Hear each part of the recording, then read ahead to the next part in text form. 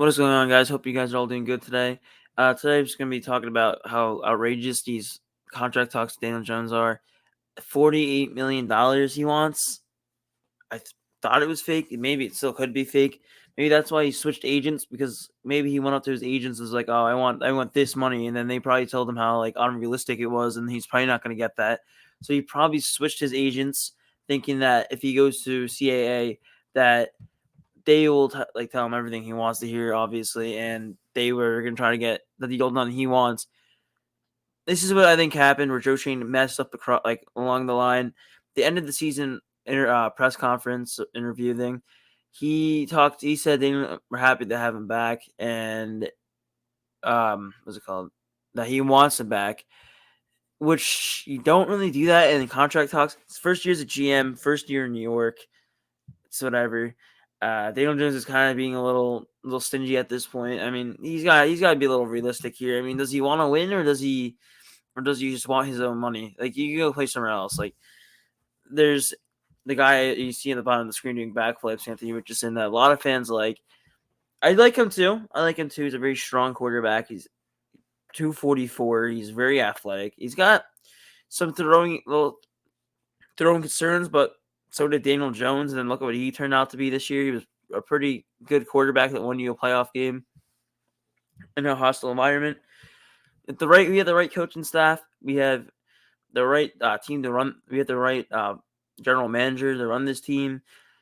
If it came to that, I think it would be fine. I guess it wouldn't really matter to me. I just want to win. What I'm scared about is Daniel Jones is probably going to get franchise tagged. If he doesn't, I'm kind of glad, because then you get Barkley back. I know running backs are not as important as quarterbacks, but Daniel Jones, say he even has a better year, then you're going to have to pay him even more money. So that's where the franchise tag kind of sucks. And the fifth-year option, which has only been $22 million, but if you told me last year, before this year, pay Daniel Jones $22 million after the season, I would have told you you're crazy, because I would not think we would make it to the playoffs. I think we couldn't possibly live off a second-round pick quarterback this year. Maybe like Hendon Hooker, or maybe trade up first round for Will Levis. I don't really like Will Levis. I do think he'll be a first-round pick just because he'll have a good pro day and a very athletic quarterback too.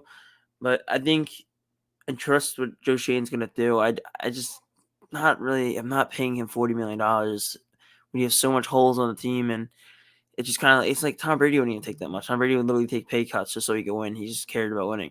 This guy, I don't know. I mean, he had his best season, which was 15 touchdowns, 5 picks, 3,100 passing yards, 700 rushing yards, and 7 rushing touchdowns.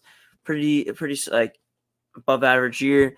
Doesn't really earn you $48 million, Daniel. I'm sorry to tell you that, but the fan base, maybe this is your way out, trying to get out without saying it, so you're not hated. I would not try to pay that contract. I would look somewhere else. If it was Joe Burrow, I'm giving you that deal. That's like a steal for Joe Burrow.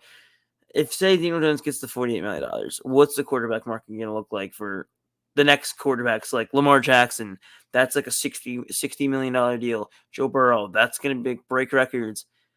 This will destroy the quarterback market. There will never be a middle of the pack deal. Backup quarterbacks will be getting like $8 million.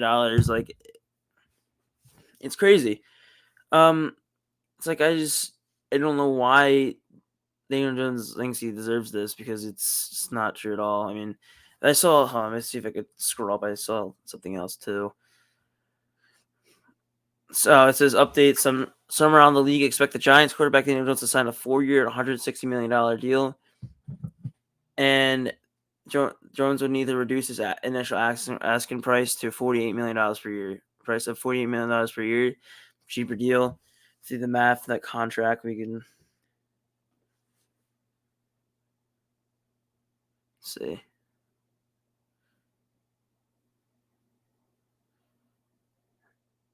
He would get $40 million a year.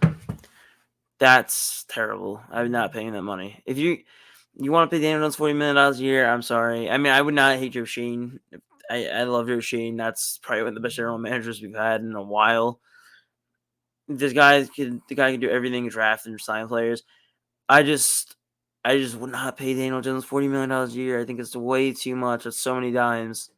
And that's like, he's only won one playoff game. And I guess maybe he's asking because the deal Kyler Murray got. Let's pull up Kyler Murray's deal.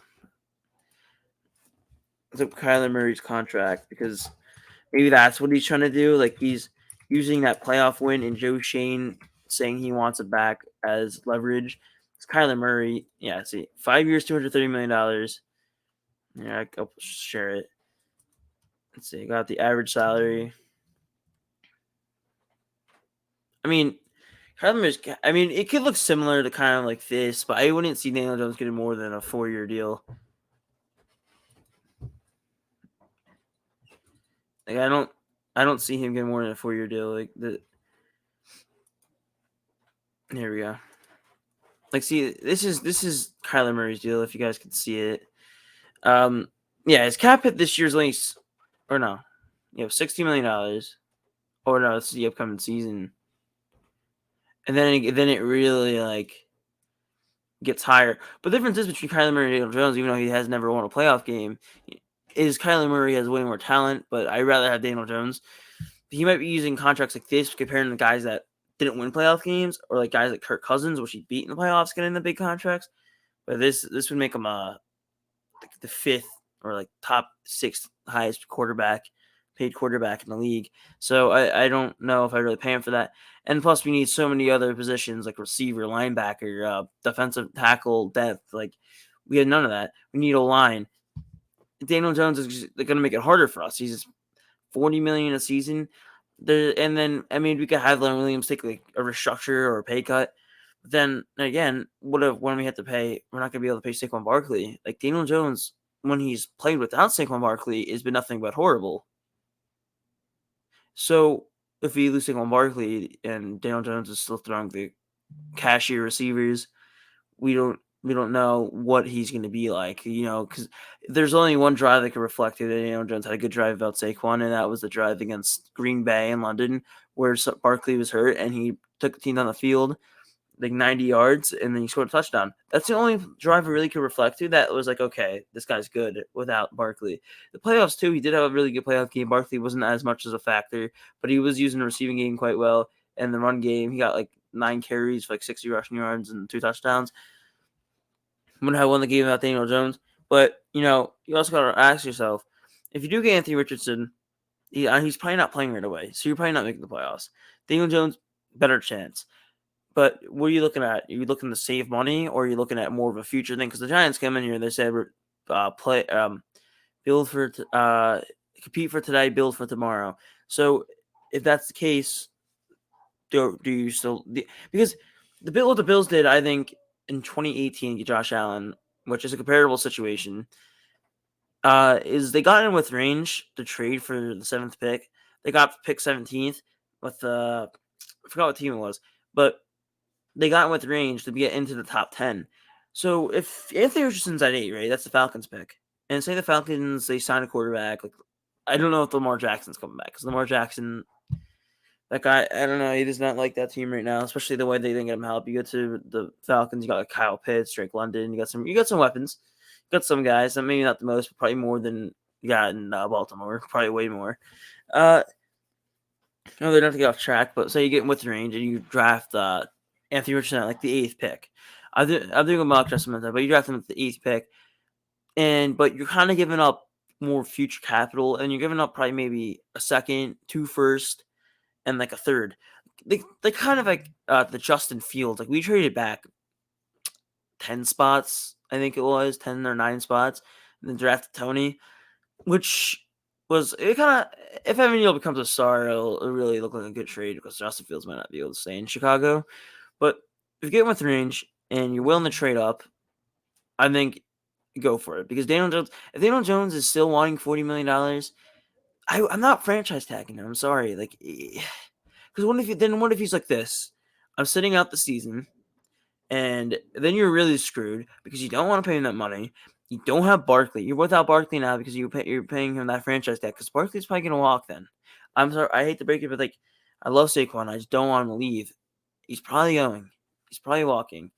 So Like, do you want to lose Saquon, or would you rather pay, or would you rather not pay a quarterback that's probably not worth $48 million? $48 million. I'm kind of willing to keep Saquon on attack for $10 million and try to work his deal in the summer because Daniel Jones is being really hard right now. So I say you let Daniel Jones walk, not like leave. Like I'm saying, like let him go in the free agency, test the water, see what he's gonna get somewhere else because he's probably not gonna get it. He Even if he doesn't, he might sign with that team because who knows why. He's the next generation's David Carr. I can see it happen already. He's not gonna ever elevate to his. He's never gonna ever play into a $40 million contract. He's never gonna be able to play up to it. He's always just gonna. The best I can really compare him to is Alex Smith. Alex Smith was like a really. He wasn't an elite quarterback, but he was above average. He could get you in the situation to win, and he had playmakers around him. But was he getting paid that much money? Not really. So I'd rather have Daniel Jones test the water and then try to get something else going. Not like really comparing situations to Aaron Judge. They let him. He tested the water in free agency, see what he wanted, didn't get it. I don't tag Jones. This is ridiculous at this point. I mean, it's not being cooperative. Is it really a guy you want on your team? The guy that's not really like willing to take a little bit of a sacrifice. I don't know. I mean, $48 million.